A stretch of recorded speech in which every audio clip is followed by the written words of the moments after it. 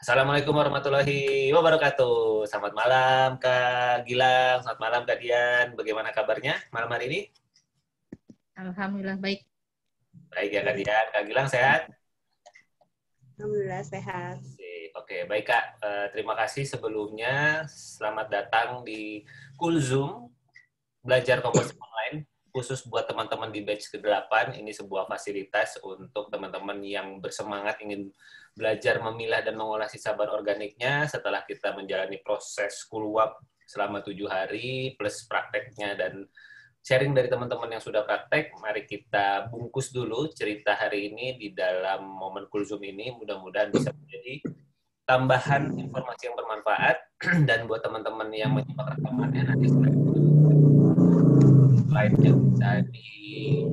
kemudian bisa nanti katakanlah dipelajari lagi dan kemudian dilengkapi dengan e-book ya. E-book yang saya janjikan di awal pelatihan akan dibagikan setelah kemudian sharing malam hari ini. Kenapa? Karena sebetulnya e-book itu isinya adalah panduan yang sudah kita pelajari dan baru akan berasa kalau kemudian teman-teman sudah menjalani prosesnya setahap demi setahap dan praktek. Jadi kalau ketika kemudian kita terima sebuah ilmu, sebuah e-book tanpa praktek, tanpa action, biasanya cepat nguapnya. Tapi ketika kita kemudian melakukan, dan kita melakukannya nggak sendirian, mudah-mudahan itu bisa menjadi sebuah hal yang sustain, yang bisa berjalan terus, dan bisa bermanfaat untuk lingkungan kita, untuk diri kita sendiri, sebagaimana kita tinggal di bumi ini, dan kita bisa bersama-sama menjaga bumi ini lebih bersih dan lebih baik lagi. Oke, kita masuk ke slide. Baik, kakak semua, selamat datang di Kulzoom, 8 langkah mudah. Kok ada 8 langkah? Emang ada 1 langkah lagi? Ada 1 langkah lagi. Kan sudah 7 langkah nih. Nah, ada 1 langkah lagi yang akan saya sharekan di dalam sesi Kulzoom kali ini. Langkahnya apa? Mari kita nikmati bersama. Dan sebelumnya saya kembali berkenalan. Saya Andito, perkenalkan. Saya tinggal di Cipinang Muara, Jakarta Timur, ayah dari 2 anak homeschooling, praktisi composting dan urban farming, dan keseharian saya selain menjadi pengusaha, saya itu senang banget kepada hal-hal yang sifatnya basic, kepada hal-hal yang sifatnya mengarahkan kita kepada gaya hidup yang lebih sehat, bukan hanya sehat secara fisik, tapi juga sehat secara lingkungan. Sebagaimana ya ketika kita setiap hari menghasilkan sisa bahan organik, dan ketika kita tahu bahwa tumpukan sampah di sekitar kita yang bikin bau, yang bikin sampah nggak keangkut, jadi problem ketika tercampur, maka memilah dan mengolah sisa bahan organik menjadi salah satu gaya hidup yang ketika saya berkenalan dengan gaya hidup ini, saya jatuh cinta. Saya senang sekali dan saya mempraktekkan sebelum saya berani sharing. Jadi saya sudah praktek dulu sebelum kemudian sharing. Nah, ya, bersyukur sejak tahun 2017 saya sudah, jadi setelah praktek composting, urban farming, kok ya ada teman yang kemudian minta mau dibuatkan instalasi hidroponik, kemudian juga minta dibuatkan komposter. Jadi bersyukur sejak tahun 2017 sudah membantu ya lebihlah dari 100 sahabat memiliki instalasi hidroponik dan komposter di rumahnya atau di tempat tinggalnya masing-masing. Dan tidak hanya di rumah secara perorangan, saya bersyukur bisa sharing juga dan edukasi di berbagai instansi, ada di TNI, kemudian di kejaksaan, di sekolah, pernah bikin workshop juga di beberapa kantor PLN. Nah, ini waktu pandemi baru mulai sepertinya, terus kemudian ada perusahaan yang ingin CSR, ingin kemudian membina masyarakat di sekitarnya, saya diundang untuk mengajak mereka mengenal bagaimana cara memilah dan mengolah sampah rumah tangga. Dan bersyukurnya tidak hanya di daerah sekitar Jakarta saja, tapi juga sampai keluar kota, sempat sampai di Sekon, di NTT, terus di Pandeglang juga pernah, dan juga sampai di sekitaran Jawa Tengah. Nah, dan ya karena pandemi tidak hanya ternyata semangat teman-teman untuk kemudian mau memilah dan mengolah sisa bahan organiknya maupun berurban farming, karena work from home ya, karena from home di rumah terus, tadinya kita punya waktu yang katakanlah habis di jalan gitu ya, 1-2 jam di jalan setiap harinya, nah sekarang 1-2 jamnya di rumah, ngapain aja nih kita nih? Ternyata salah satunya adalah memilah sampah dan memfungsikan hang sempit atau kemudian menengok peluang-peluang bisnis terkait urban farming itu menjadi sebuah hal yang menyenangkan. Jadi saya bersyukur bisa berbagi beberapa kali secara online juga, dan ya dengan berbagai tema ya. Jadi tergantung audiensnya siapa nih. Kebetulan ini di dua universitas yang berbeda, satu di Bandung, satu di Cikarang, dengan tema yang mereka ajukan. Ya udah, kita sharing-sharing lah, kita ngobrol, kita tambah wawasan, siapa tahu jadi bermanfaat. Oke, mari kita bahas apa 8 langkah mudahnya yang akan ada di Composter, yang akan ada di e-booknya, e-book composting yang akan saya sharingkan. Yang pertama tentu teman-teman ada di mindset. Ya, jadi ketika membicarakan mindset ini kelihatannya simple, tetapi ini fondasi. Karena apa? Kalau kakak-kakak semua, kebetulan di sini masih ada Kak Gilang dan Kak Dian, tidak memiliki why yang cukup kuat untuk kemudian kenapa sih saya mau melakukan ini, kenapa saya mau memilah sampah, kenapa saya mau mengolahnya, maka teman-teman bisa jadi ini belum akan menjadi gaya hidup. Ini hanya akan menjadi wawasan saja gitu, dan ya itu sudah lumayan, karena kadang-kadang kita perlu trigger. Kenapa sih kita melakukan itu? Makanya di pertanyaan saya di awal, apa sih alasan teman-teman mau belajar gitu? Nah, itu yang kemudian saya ingin gali, ingin sharing di grup WhatsApp. Nah, ini teman-teman, inilah salah satu alasan setidaknya saya, dan ini yang ingin saya tularkan ke teman-teman, sama-sama kita buka wawasannya. Mungkin malah teman-teman sudah punya wawasan seperti ini, bahwa di Indonesia ini tuh 175.000 ton sampah per hari loh teman-teman. Ini 2019, sebelum pandemi saya ngambil data ini. Bayangkan setelah pandemi, bisa lebih banyak lagi ya, karena apa? Kan kita nggak keluar rumah, akhirnya kita banyak pesan lewat online misalnya.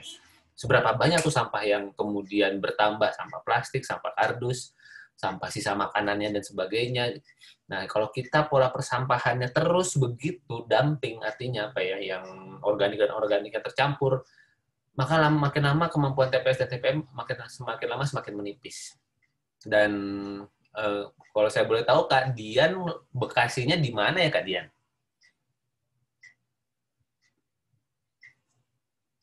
Halo, Kak Dian, masih monitor? Terdengar suara saya? Di Pekayon. Pekayon, Bekasi Barat ya. Berarti kan sama Bekasi Selatan. Selatan ya, apalagi Selatan. Selatan berarti sudah tidak jauh dari Bantar Gebang ya, Kak ya, sebetulnya ya. Iya, betul. Kan sudah Itu kalau itu lagi kan diolah langsung tercium itu. betul. Gimana, Kak? Masih tercium kah, Kak? Kalau lagi hujan-hujan Masih. biasanya nih. Jadi kalau mereka lagi olah, angin pas kebetulan angin udah tercium. Sip, Kak. Jam-jam tertentu tuh tercium. Ya. Kebayang, Kak, karena saya pernah masang instalasi hidroponik di Cibubur, di kota wisata. Itu pagi-pagi kok aromanya asik ya gitu ya. Ternyata memang aroma dari Bantar Gebang juga nyampe juga ketika arah anginnya berhembus ke arah kota wisata gitu. Jadi, dan ya buat informasi teman-teman, TPA Bantar Gebang itu bisa jadi usianya sudah tidak lama lagi, kalau ya ada kalaunya, kalau kemudian kita masih melakukan pola persampahan seperti ini. Mungkin kalau teman-teman di Bogor, kalian mungkin sudah punya TPA-nya sendiri ya, sudah punya tempat pembuangannya sendiri. Tetapi itu pun saya pernah sharing sama teman yang di Bogor, apa Depok ya, yang kemudian ada TPA yang nggak bisa nampung, akhirnya apa? Geser cari TPA lain, dan itu tidak mudah untuk kemudian, ya siapa sih yang mau nerima sampah dari orang lain gitu, yang kemudian ditumpukin sampah. Ibaratnya ada tetangga nih, ada orang kemudian ke rumah kita, Pak, saya permisi naruh sampah saya di sini, siapa yang mau gitu ya, nggak ada yang mau kemudian ketitipan sampah. Nah, ini yang perlu kita menjadikan sebuah pemahaman bersama, bahwa apa yang terjadi di depan mata kita ini sangat mungkin terjadi. Di tahun 2005 kalau nggak salah ya, kejadian di Lewi Gajah yang di Bandung, yang ketika gunung sampah roboh dan menimpa belasan orang itu sangat mungkin terjadi di setiap TPA, dan itu yang kemudian perlu menjadi sebuah pemahaman kita. Jadi setiap katakan kita mungkin ya saya sebenarnya mengingatkan diri saya sendiri sih, ketika kita mulai malas gitu ya, mungkin aduh ngolah sampah lagi. Ya memang begitulah, kita tiap hari akan melakukan itu gitu. Tapi ketika kita tahu why-nya, oke, jangan sampai kita membuang sisa bahan organik kita keluar. Karena kalau keluar jadi sampah dia. Tetapi ketika kita tidak mencampur, kita olah sendiri, yang kering-kering ini masih bisa dimanfaatkan oleh teman-teman kita yang lain gitu, yang kemudian mungkin jadi pemulung, jadi kemudian masuk bank sampah dan sebagainya. Itu masih bisa dimanfaatkan selama terpilah. Ini kata kuncinya banget. Dan kenapa saya mungkin sedikit lama di slide ini, saya ingin mengajak teman-teman untuk memperkuat mindset-nya dulu. Why-nya, kenapa sih teman-teman melakukan ini? Kenapa teman-teman mau belajar di program belajar ini? Kenapa teman-teman bersemangat untuk melakukannya? Ini yang ingin saya sharekan, semoga kemudian membuat teman-teman menjadi makin bersemangat juga. Ya, solusinya apa dalam mengatasi ketumpukan sampah itu ya composting kan. Memilah dan mengolah sampah dari sumbernya, bukan di lokasi, karena begitu di lokasi tidak mudah untuk memilah lagi. Kita ketika sampah udah ketumpuk, udah kecampur, niscaya malesnya berkali-kali lipat gitu. Karena apa? Sudah kecampur, udah makin nggak enak baunya. Yang organiknya itu menimbulkan bau dan sebagainya. Sedangkan kalau sampah anorganik, dia bersih, misalkan katakanlah tidak ada campuran organiknya, maka dia akan terus bertahan sampai bertahun-tahun pun dia tidak akan menimbulkan bau. Gitu. Jadi apa sih yang bikin sampah kita bau, TPS kita bau, TPN kita bau, tercampur antara sisa berorganik dan anorganik. Ini yang kita ingin cegah di dalam proses composting yang kita lakukan. Jadi mengapa perlu? Karena 40-80% tumpukan sampah jelas bisa dikurangi. Mungkin kakak-kakak di sini yang menyimak rekaman ini maupun yang hadir, Kak Dian dan Kak Gilang sudah merasakan sampah saya kok jadi sedikit ya, gitu ya. Setelah kemudian dipilah, kok kayaknya yang biasanya cepat banget penuh nih di depan kok jadi nggak penuh-penuh ya, karena ya bisa jadi mungkin karena sisa bahan organik yang selalu kita hasilkan setiap hari sudah kita olah sendiri. Jadi yang di depan itu yang kering terus hilang katakanlah gitu ya, karena diambil oleh orang lain yang bisa memanfaatkan. Jadi memang pasti berkurang Kak tumpukan sampah ketika kita tidak mencampur, ketika kita melakukan proses composting. Karena setiap sampah yang terpilah bisa jadi manfaat, bahkan memiliki nilai ekonomis, bisa menyuburkan tanah, membuat lingkungan lebih bersih dan menyehatkan. Nah, sedikit menambah atau melengkapi wawasan lagi, kategori sampah itu sederhana, pilih saja jadi 2 Kak. Organik dan anorganik. Setelah itu kemudian yang sampah organik kan suka ada pertanyaan nih, tulang gimana Mas? Diolah nggak? Kalau saya termasuk tipe hajar semua Kak, selama dia organik ya, kecuali kotoran hewan itu tidak disarankan masuk komposter atau kompos pot. Dia mendingan langsung lubang organik aja kalau kakak punya kotoran hewan. Tapi ketika kemudian tulang, katakanlah material-material hewani, kalau saya mah kompos aja semuanya. Karena kuncinya kebauan atau kemudian hal-hal yang tidak enak itu ada di dalam proses pengolahannya yang akan kita bahas selanjutnya. Nah, sampah kering ya tentu semua yang anorganik ya, selain yang organik, semua ini sangat bisa menjadi didaur ulang, sangat bisa di-recycle. Ya, jadi prinsip 3R ini saya ingin mengingatkan pada kakak-kakak semua, prinsipnya 3R itu ada hierarkinya. Jadi kadang-kadang orang berpikir langsung di bawah, wah kita kan bisa minum pakai botol plastik, nggak, tenang aja, udah ada bank sampah yang akan ngolah. Jadi kita tiap hari beli botol plastik. Bukan itu, bukan di recycle-nya dulu. Justru kita harus mulai dari awal, dari pertama, reduce-nya ini kita ngurangin dulu. Gimana caranya kita mengurangi kemasan, mungkin kita mengurangi pemakaian plastik. Saya termasuk bukan yang anti plastik ya, ada teman-teman saya pegiat lingkungan anti plastik gitu. Maksudnya, menunjukkan sisi keberpihakannya kepada tidak plastik. Bagus, oke, keren. Cuma saya termasuk yang tidak seperti itu. Saya keberpihakan kepada berkali pakai. Jadi kalau punya plastik nggak ada masalah. Yang penting dipakai terus. Jadi niatnya adalah dipakai terus. Kayak misalnya tadi hari ini saya ngantar anak saya renang, dia makan pisang, terus kulitnya, dia tahu karena kami ngolah sampah, jadi dia masukkan si kulit pisang itu ke kantong plastik gitu. Kebetulan ada kantong plastik. Kantong plastik kan jadi kotor nih. Dulu kantong plastik seperti itu saya buang. Sekarang enggak, saya cuci. Jadi saya cuci pakai sabun cuci piring gitu ya. Terus kemudian udah saya tiriskan. Harapannya apa? Bisa dipakai lagi kakak semua. Jadi prinsipnya adalah reduce dan kemudian reuse. Jadi dipakai lagi, ngurangin dulu, habis itu dipakai ulang. Baru kemudian setelah semuanya sudah kita jalani dan kita perlu mengeluarkan itu dari rumah, baru kita masuk ke fase recycle, termasuk recycle bahan organik dan anorganik.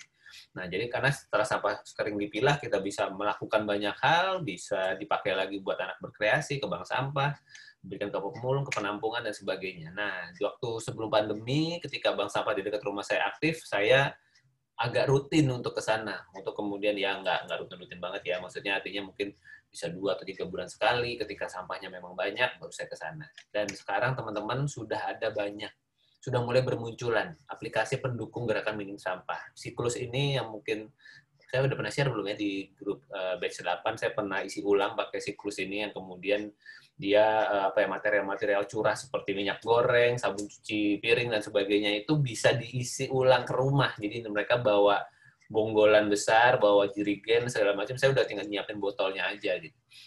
Dan ada ada armada kemasan yang dia ngambilin plastik-plastik receh.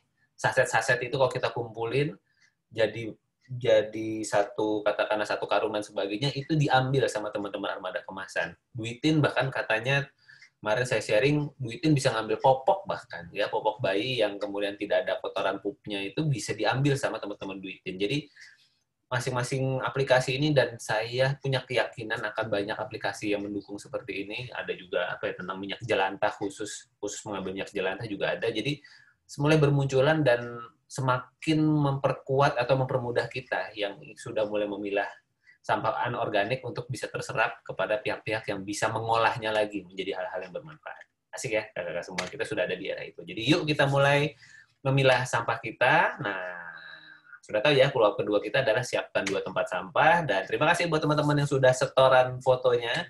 Kurang lebih ini Kak, langkahnya sederhana banget. Jadi kita perlu 2 tempat sampah. Bahkan nih kalau di foto ini ada yang sampai bertempat sampah. Karena ada satu yang khusus buat kulit telur aja.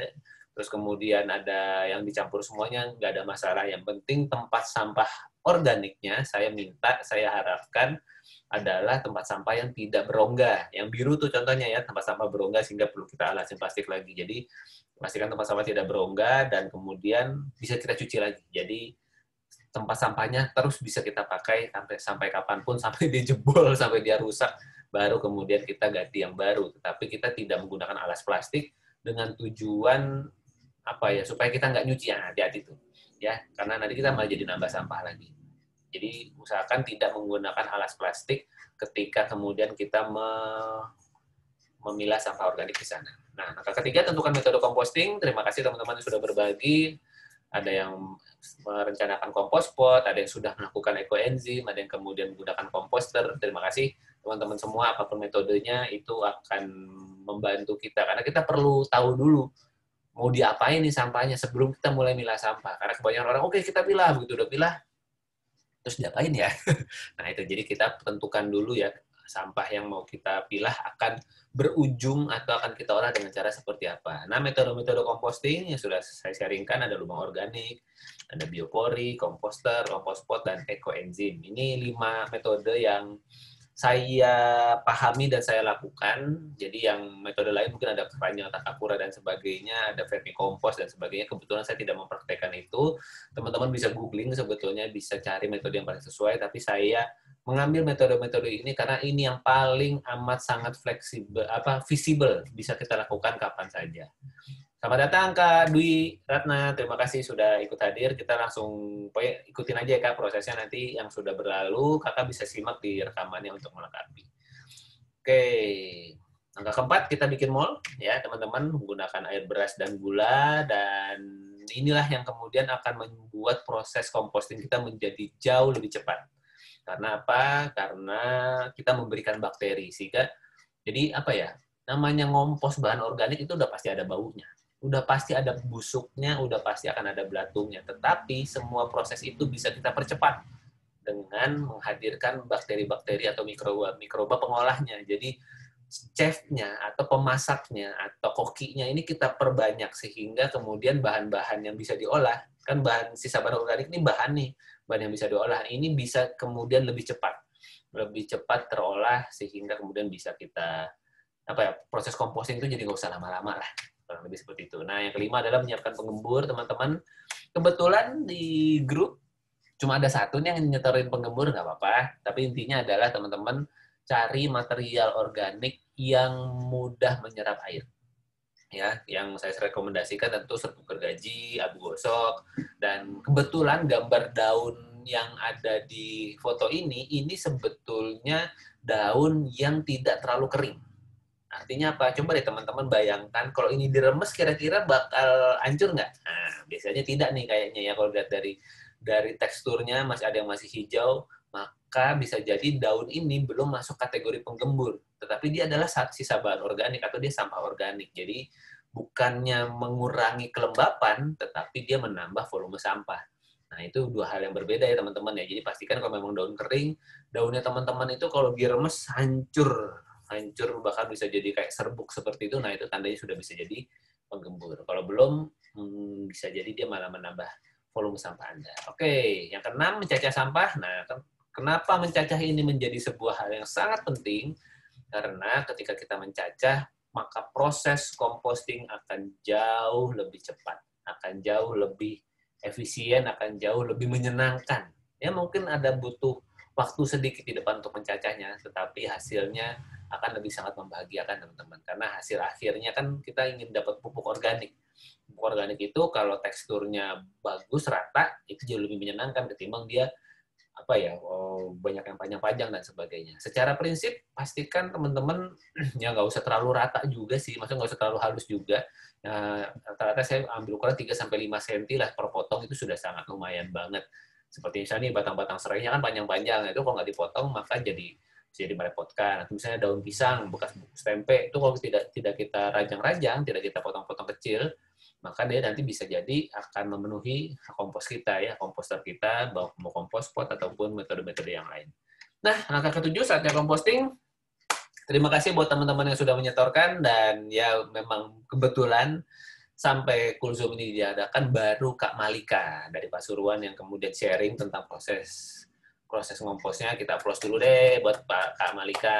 Terima kasih Kak Malika sudah menyetorkan, dan teman-teman setelah ini kita masih akan ada di grup WhatsApp itu masih akan kita buka sampai 30 hari ke depan. Jadi teman-teman silahkan sharing ya prosesnya, bagaimana ngomposnya, apa tantangannya, sehingga nanti kita bisa kasih feedback.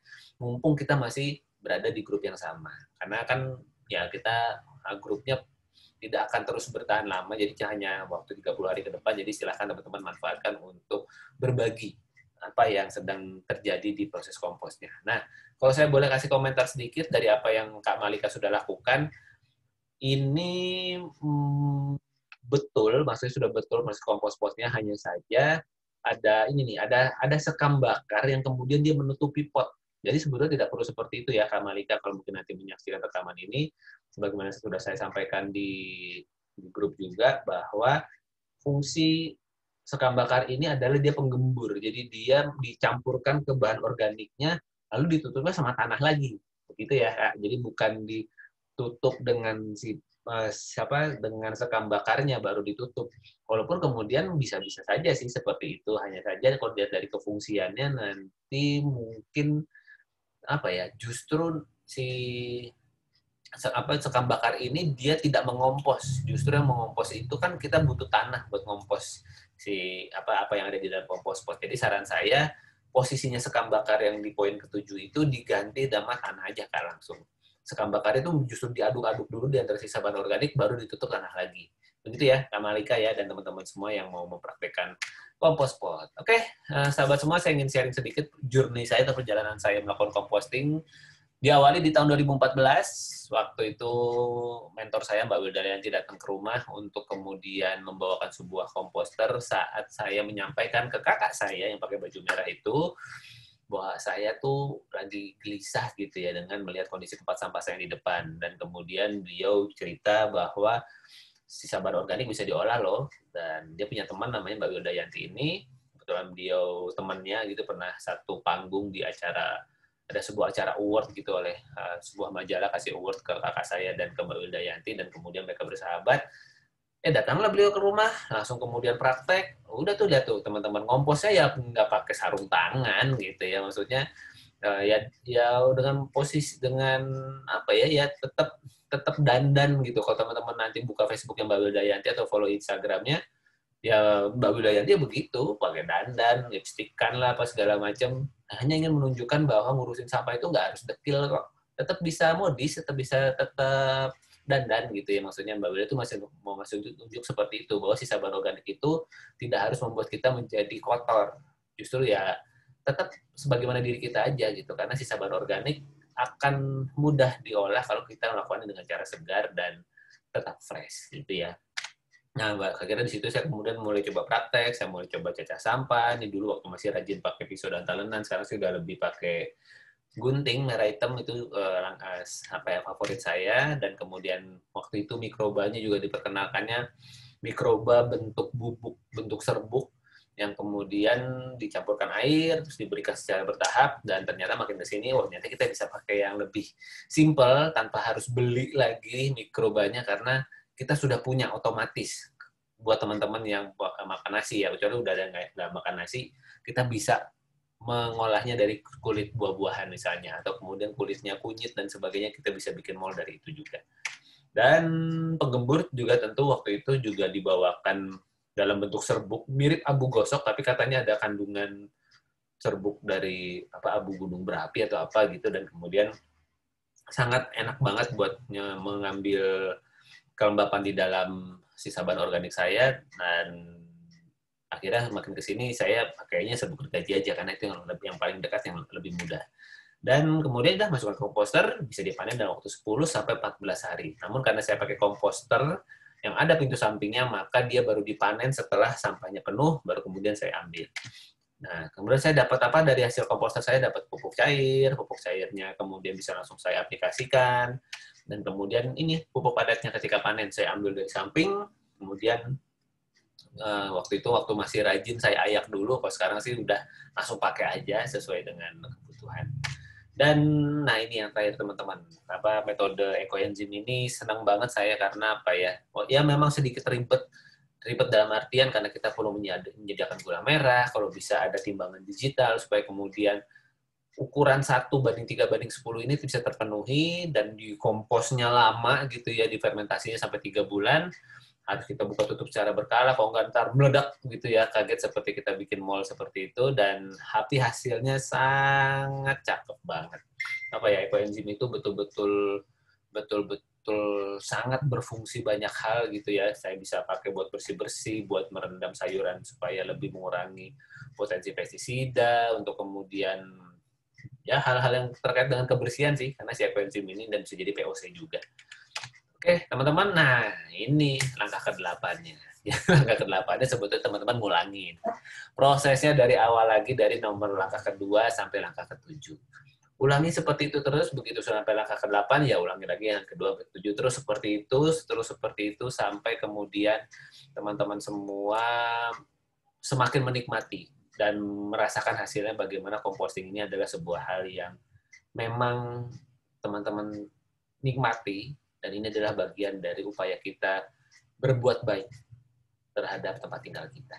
Begitu teman-teman semua, dan ya hasil dari composting ini atau dari komposter ini saya bersyukur sekali bisa memanfaatkannya menjadi pupuk-pupuk yang menyuburkan tanah di sekitar saya. Ini kebetulan waktu itu ada tanah di sebelah, bukan punya saya, bisa dipakai, tapi yang punya lahan, yang penting jangan dibangun apa-apa ya, yang enggak lah, masalah tanah orang kita bangun, tapi kita bisa manfaatkan waktu itu ya buat anak-anak main-main, lari-lari, main bulu tangkis dan sebagainya, terus kita manfaatkan untuk kemudian berkebun. Jadi kami bikin raised bed seperti itu, nah istilahnya pot yang panjang, terus kita besi media tanam, pupuknya hanya dari komposter yang tadi gitu. Jadi ketika kemudian ada hasilnya, wow, menyenangkan sekali ya ternyata ya, untuk kemudian bisa mendapatkan sayuran yang fresh dari kebun kita sendiri. Dan ya begitu, dia tidak hanya pakai raised bed, kami bisa pakai polybag juga, pakai pot juga, dan kemudian ya hasilnya lumayan banget. Dan ya udah, ketika sudah menanam ada waktunya memanen, dan ketika panen ya itulah momen-momen paling seru dan menyenangkan. Dan ya ini teman-teman, bersyukur banget jadi bisa menikmati sayuran dari rumah kita sendiri.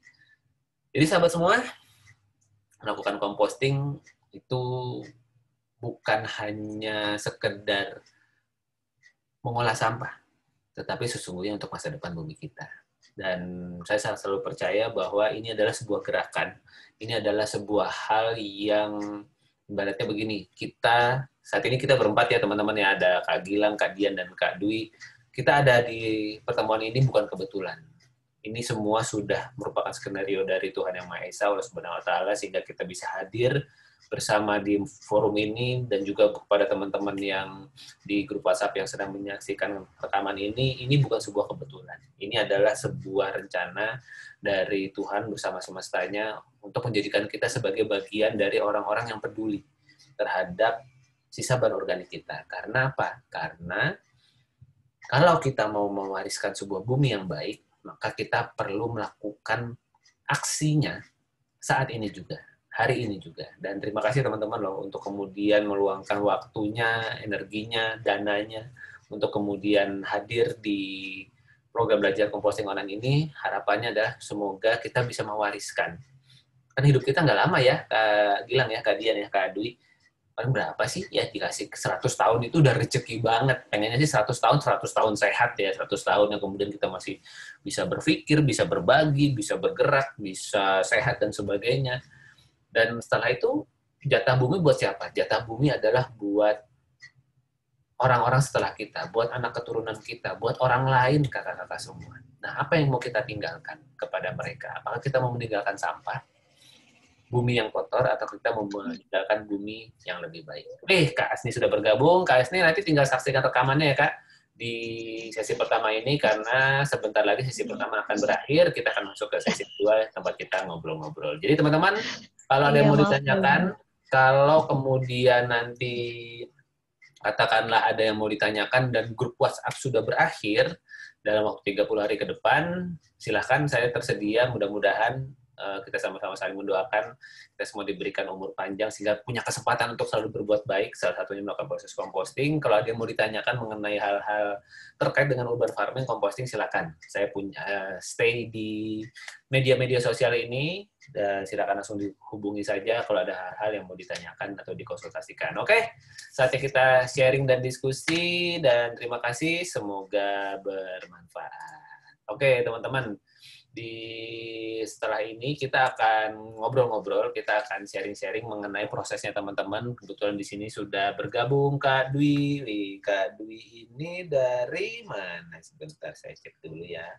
Dari mana sih Kak Dwi? Kak Dwi ini dari Malang. Ini Kak Ovid ya berarti ya?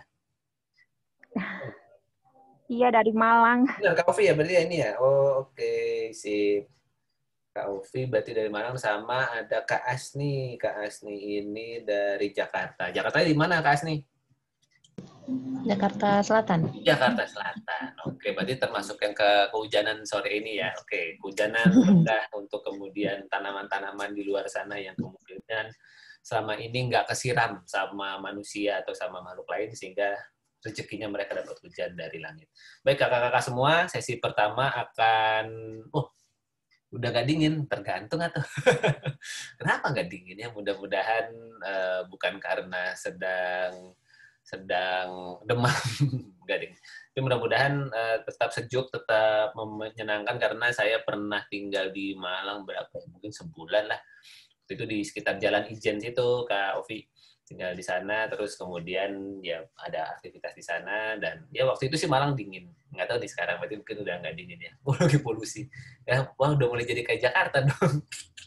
Baiklah, baik teman-teman, kita akan masuk ke sesi 2, jadi nanti kita akan masuk lagi ke link yang sama ya teman-teman ya, ke link yang sama, ke link Zoom yang sama. Nanti kita akan ngobrol-ngobrol seputar proses composting yang teman-teman jalani, teman-teman rasakan. Saya ingin dengar, saya ingin tahu feedback-nya, dan mungkin teman-teman ada yang mau ditanyakan seputar proses composting-nya. Oke, sampai ketemu di sesi kedua. Assalamualaikum warahmatullahi wabarakatuh.